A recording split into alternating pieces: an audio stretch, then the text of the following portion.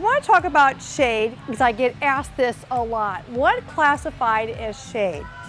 And this planter that I have here that I did actually kind of a big macho fern that has a little silver kind of etched into that. And then I did Gara. Gara's a beautiful annual. Good old ivy. And then I did a dragon wing in white. This is probably one of my top favorite annuals, is the dragon wings. But shade plants either want 3 to 4 hours of sun. They would prefer the morning sun, but sometimes, like I know that on my patio, I have sun that comes down low, about 4 to 6, it hits some stuff on my patio. And I know it's kind of the hot time of the day, but it's back far enough underneath where it does get a little bit. So I can put Impatiens in that area, but not everyone can do that. I know that at first I kind of struggled because at first I had no shade whatsoever. We built our home, our forever home, 20 some odd years ago in the middle of a cornfield like we all do out here in the Midwest. And I had literally not a tree that was taller than what I was at 5 foot tall.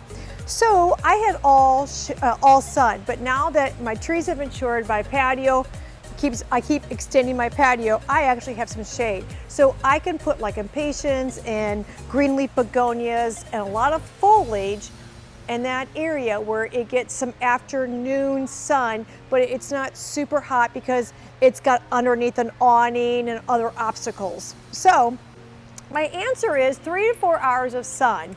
But if you have an area in the front or the back of your home that grass won't even grow, chances are very good that you will not be able to put anything out there that blooms, maybe like a fuchsia or lobelia or like the dragonwing begonia, because it is going to require some sun. So if your grass won't grow there, like under a tree or something like that, chances that you cannot get any type of a blooming annual / perennial. But you could maybe put a fern out there.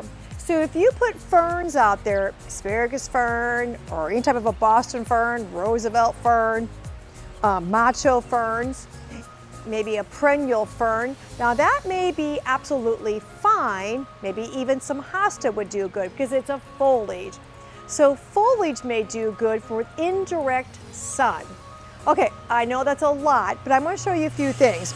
So I potted this up last week, and this is going to go home with me because I'm going to put it on the edge of my patio. But I love this foliage look with a little bit of white popping through.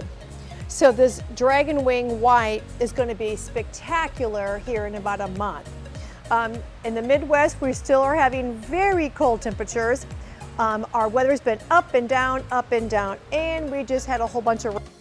Spring is really tricky. We all rush Mother Nature to try to get spring very early, but we're not in control. She is. Some days I'm just like, holy cow, why can't we just get there?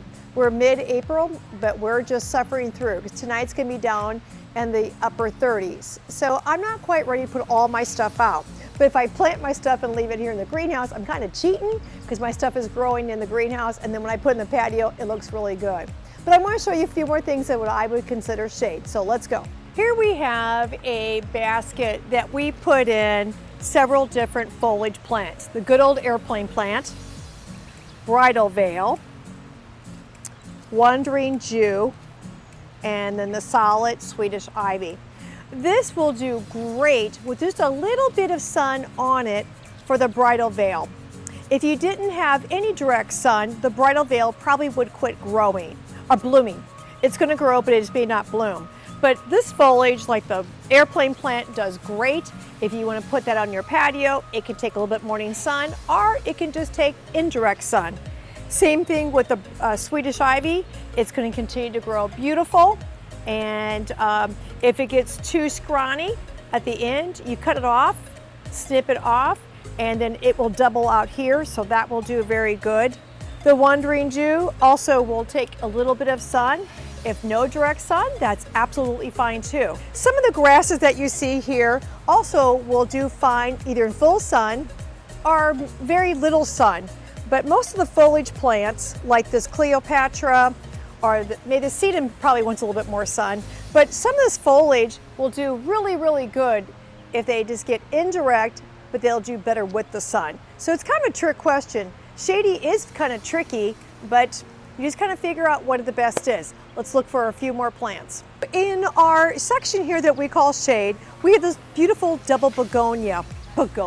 Impatient, Lord have mercy. I have this beautiful double impatient. It looks like a little rose, but now this is going to require probably good 3 to 4 hours of morning sun or very late shaded dapple afternoon sun. But those are really, really, really pretty. The green leaf begonias are the ones that do the best in shade. Here's the white one that I showed in the container that I planted. They love the morning sun. They will get absolutely huge in this dragon wing. Now, if they get too big, you can pinch them back very, very easily, and then they just get a little bit thicker. So you can discard this, but the green leaf, I put them in big baskets and they just get huge, absolutely huge. But this is a dragon wing. If you see a begonia with the dark foliage, that means it can take a little bit of more sun, but the green leaf is more of the shade guy. The non-stop begonias next here, they're beautiful. They get little cluster flowers, kind of like a little rose blooms on them. Again, they're shade or a little bit morning sun, so they do extremely well.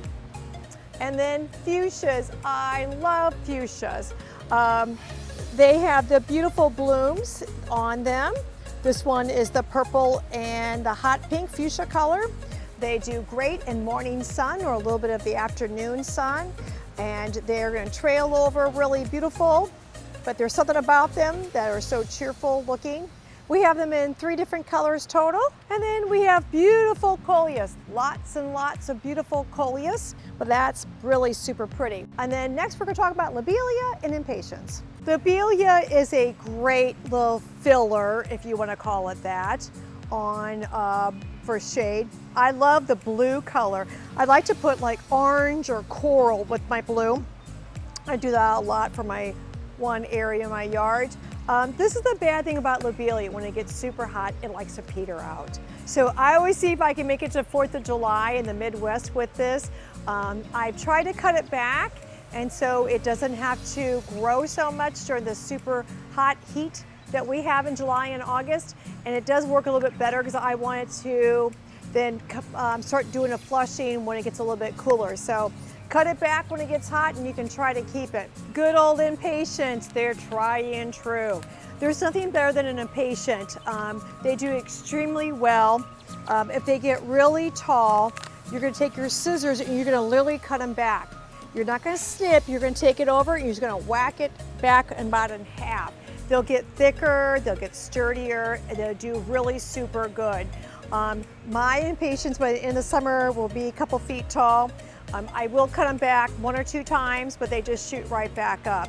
But the Impatiens, they give you the most bang for your buck, so to speak, with the color, because this will be solid color. This is a mixed series, and I love the coral and the hot pink together.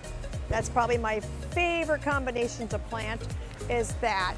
But the Impatiens do extremely well, and they are the showiest for your morning sun, shade in the afternoon type plant. Well, I hope you learned something, and I know that shade becomes a problem. Everyone likes all those sun plants, but there's nothing prettier when you get a beautiful shade Impatient, Lobelia, maybe begonia mixed with it. So happy planting. Thanks for watching. Make sure you like, share, and subscribe to my channel.